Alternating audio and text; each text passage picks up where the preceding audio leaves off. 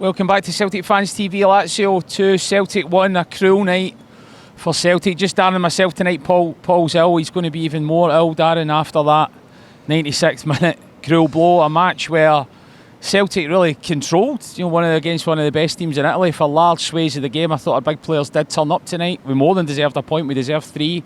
We came away with nothing. What's your initial take? Football can be so cruel at times, Kenny. Coming here, I think the chat was that this is probably going to be the easiest game. You've got Lazio, who are bottom half of Serie A.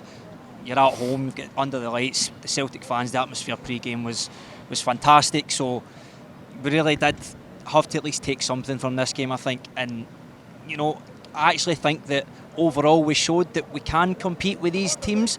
Maybe not the higher teams like your Atletico Madrid and stuff, but we were well in that game, Kenny. I think to start the game off, we controlled the game pretty well. We got most of the possession. We get the early goal. I'm sure we'll talk about that.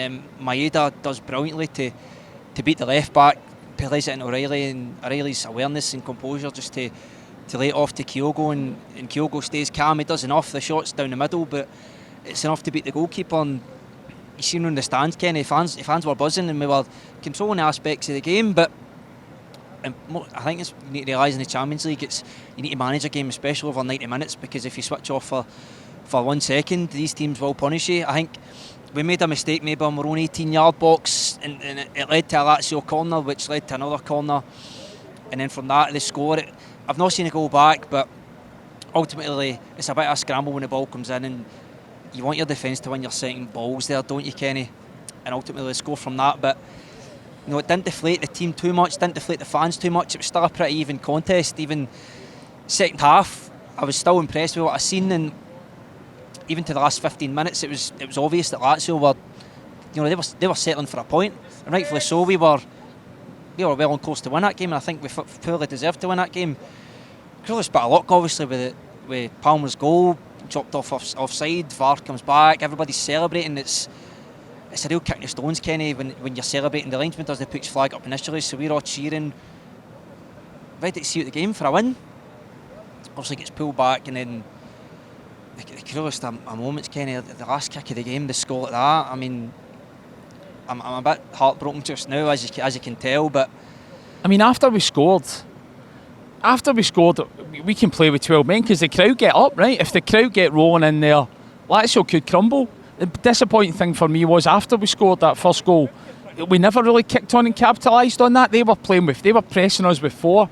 Scales, when he's playing in an SPL game, he gets all the time in the world to roll the ball out for the back. The difference at this level is they press. They don't just sit back in a low block. They press you in your own penalty box. And I thought that their inability to sort of break down their press for that 20-minute spell after we scored just allowed them to build pressure. Because when we did break their press, we were finding ourselves in nice positions. McGregor was getting the ball in space. O'Reilly is not out his depth at that level. He was fantastic, Kenny. Matt O'Reilly is a Champions League level player based on that out, and he's getting better every week. So we could have went in a couple of goals up at half time had we not been that 20-minute spell where it just allowed them to build pressure. I mean, Yang, for me, in the way in, was the one surprise in the lineup, given that every time he started, he's been weak. What did you make him there?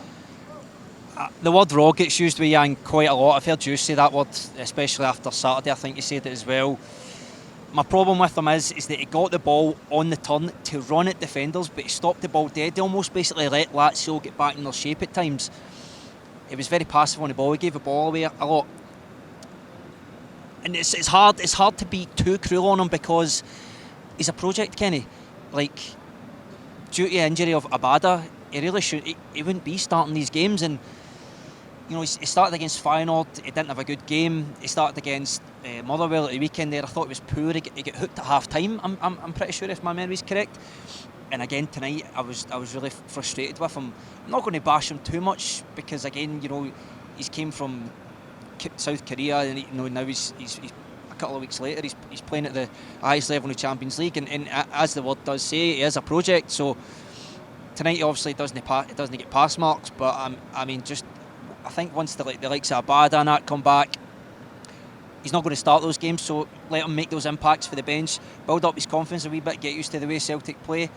So early days, unfortunately. I mean, I just think we're not okay, I had a lot of possession through large swathes of that game. It's just that killer pass that, and at that level, unless all your men are on it, the likes of Yang, the likes of Hatate, you're going to come up against a difficult situation. Hatate, I had hoped after he signed his deal, or even after the window had closed, that would have cleared his mind and we would see the true Hatate come to the surface. But again, that's another outing.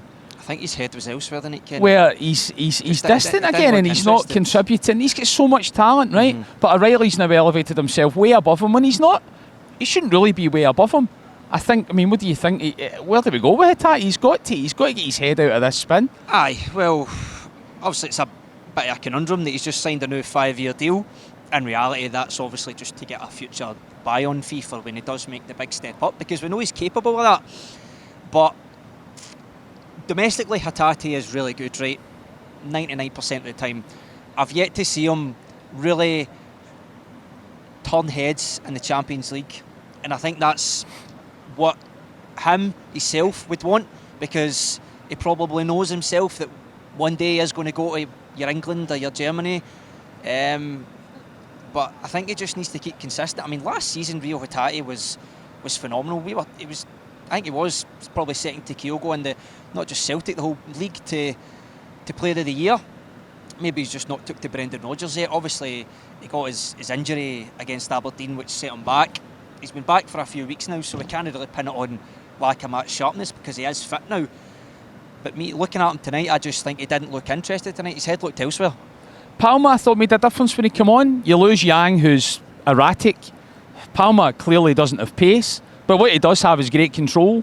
He's got good vision, he's got good use of the ball, and it was a lovely finish for what we thought was 2-1. But you know, VAR's used very sparingly in the Champions League. It's not like the chaos of the SPL with a VAR check and everything. You know, when VAR comes up, you know, there's a likelihood it's going to be chopped off.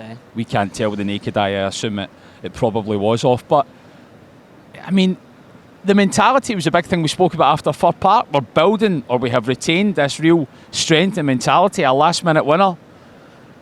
Does that damage your mentality, that type of result? It's a completely different level. But it would have been, you know, we've got to get away from this cycle we're in of losing these games and coming out with no credibility. People will just see the defeat who haven't watched the game and think it's a regular Celtic defeat in the Champions League, but it doesn't tell the story of what happened at all. We've been completely competitive against a side that finished in the top 4 in Italy last season. But where do you think, how do you think this might affect our psyche? Domestically, not at all, but in Europe, 100%. I mean, you go from the highs of going to second in the group, basically, to now being bottom with 0 points, and I think that's now Atletico on 4, Feyenoord 3, Lazio 4 as well.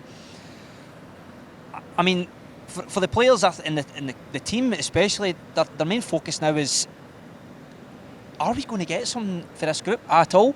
We're now going into a double header against the favourites of the group, a fantastic team in Atletico Madrid. I think the first game's here at Celtic Park. It's a tall order, Kenny. I mean, are we going to get something for that? Like, we can turn up and play, but ultimately we're playing against a team who are far better than Lazio. They drew a couple of weeks ago. That's maybe not the best comparison. But we're going to that double header against them, which is before a ball's even kicked, match day 1. This was the game that we says we have to have at least 3 or 4 points before going into that game. So now it probably enters the players' heads, like, is it over already? I mean, maybe I'm just being pessimistic and Rodgers has them fired up regardless of the situation we're in, but it's a tall order, Kenny. I mean, it feels like, I mean, it's a bit defeatist to say it's a killer blow in the second match in terms of, you know, trying to get third. Let's be realistic. It was always going to be a tall order to try and get into the last 16 in the Champions League, but you know, you've got to harbour hopes of at least getting into the Europa League last 32. You know, it's going to take something pretty probably unusual now for us to achieve that. But Cameron Carter-Vickers coming back's a plus. The ball seemed to stick at his feet there. I mean, he seems to go through his whole Celtic career without making any mistakes. I don't know if he was entirely culpable for that goal, but his ball seemed to get stuck in his feet. But getting into the weekend then against Kilmarnock, what I mean, would you bring him back in? Would you take Yang out? Does Hatate need a spell out? I guess we're getting into an international break. Mm-hmm. Do you think what you saw there affects the starting 11 at the weekend? Well, we'll start with Carter-Vickers. Obviously, he comes on 70 minutes or run about then for Nat Phillips. He goes off. Questions asked to his fitness because that's only his second start. And normally you don't see a centre-half get hooked off during the game. That's usually a position that you try and just keep them on for the full game. So, got to say, is Carter Vickers any less fit than Nat Phillips is? I suppose the big chance you want to take is, you know, we're playing Kilmarnock. No disrespect to Kilmarnock, they actually beat us a few weeks ago. But, you know, do you want to risk bringing Carter Vickers in for one game before getting an international break, and it could potentially aggravate the injury that he's recovering from? Rio Hatate, again, I can't see him getting dropped for the team. Kenny, he's too big a name, I think. Don't get me wrong, I was screaming for him to get hooked off at half time there, but I just don't see him. I don't see him being dropped.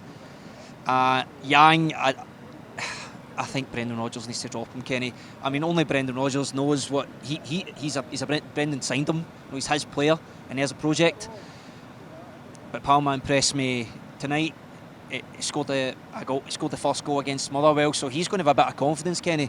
And not just his goal, I like the way he played in general. He does the basics of a winger properly, unlike Yang. So I think I'm 50-50 whether Carter Vickers or Nat Phillips will start. Obviously Liam Scales will start beside whoever it is. Hatate will keep his place, I think, but I think Palma has to come in for Yang. I mean, I think we've got to break this. It's a psychological barrier as much as anything else on now. Back, innit? You know, we've not won at home for 10 years, an alarming statistic. I think we won away at Anderlecht in the intervening period, but I think Ajax at home was the last win. Before that 10-year period, we'd lost 1 in 21 at home. So we've gone from this, I don't know, you're harking back then, but you've gone from this incredible run where you built that up as a fortress. You're a name in Europe to, you know, a side now where, you know, they're just wrestling with the psychology of the Champions League as much as the physicality of it all. But I would like to think Brendan Rodgers is no mug. He'll take away from that what he can and turn it into a positive. Because at the end of the day, had they not scored that 96-minute goal, we'd be stood here. I personally would be stood here saying I think we've actually turned a corner. Because Rodgers was quite vocal before Motherwell about his messages getting into the players. They didn't show that. They showed great resilience in the last minute, but the messages didn't seem to be getting into the patterns of play.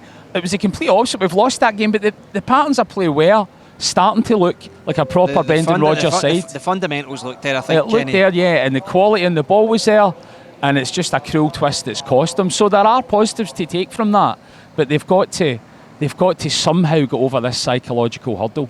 So look, a sobering night for the Celts. We'll be back again on Saturday, hopefully 3 points before the international break. We'll have a post-match pint as well, but that's us for now. Cheers.